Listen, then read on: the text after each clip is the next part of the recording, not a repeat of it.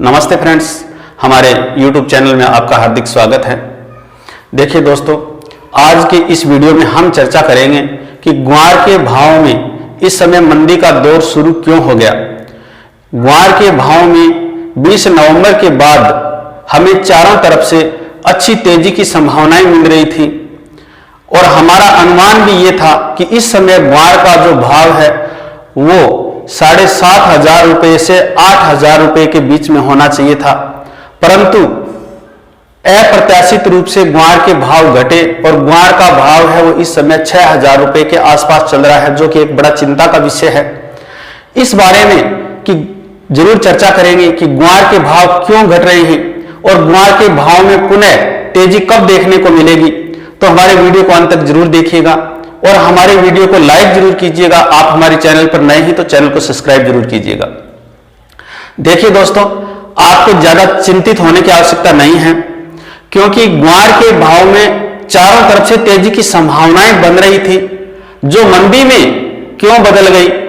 इसके पीछे बड़ा कारण यह है कि 19 नवंबर को अचानक हमारे देश के प्रधानमंत्री मोदी जी द्वारा कृषि कानूनों को वापस लिए जाने का ऐलान किया गया।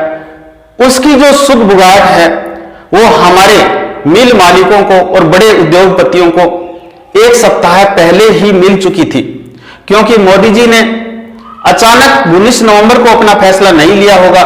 निश्चित तौर से उन्होंने अपने कैबिनेट के साथ, अपने कृषि अधिकारियों के साथ, कृषि मंत्रालय के साथ जरूर विचार विमर्श करने के बाद में इतना बड़ा फैसला लिया होगा, जिसकी जो सूचना है वो पहले से ही काफी लोगों तक पहुंच गई थी, जिसकी वजह से ग्वार के भाव अचानक रुक गए।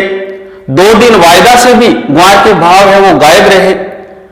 वो ठीक उसी प्रकार से जिस प्रकार सुनामी आने से पहले समुद्र का जल स्तर गिरता है, जिस प्रकार कोई तूफान आने से पहले हवा रुक जाती है, अचानक तापमान गिर जाता है, चारों तरफ शांति होती है।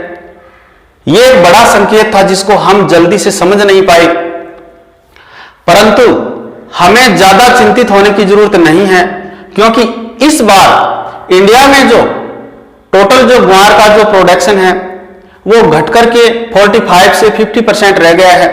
इसके अलावा हमारा जो पड़ोसी देश पाकिस्तान है, वहां भी ग्वार का जो उत्पादन है वो बहुत ही कम है और जो है वो भी लोअर क्वालिटी का है। इसकी वजह से ग्वार गम की जो मांग है वो जल्दी ही पूरी होने की कोई संभावनाएं नहीं है। इसके अलावा ग्वार के भाव में थोड़ी मंदी के पीछे एक कारण यह भी रहा कि ग्वार गम का निर्यात अमेरिका के साथ साथ यूरोपीय देशों में भी होता है और यूरोपीय देशों में मुख्य रूप से जर्मनी के साथ होता है। जर्मनी में कोरोना पेशेंटों की जो संख्या है वो फिर से बढ़ने लगी थी, जो हमारे ग्वार कारोबारियों के लिए एक चिंता का विषय था। इसकी वजह से बड़ी जो ग्वार जो फैक्ट्रीज हैं उनके पास पिड़ाई के लिए पर्याप्त ग्वार का स्टॉक नहीं होने के बावजूद भी बड़े मिलर मंडियों में ग्वार खरीदने के लिए अभी नहीं आ रहे हैं, परंतु बड़ी जो फैक्ट्रियां जो हैं उनको बड़े स्टॉक की जरूरत है। अभी जो ग्वार पिड़ाई का जो कार्य है वो दीपावली के आसपास ही शुरू हुआ था, तो निश्चित तौर से लंबे समय तक यह कार्य चलेगा।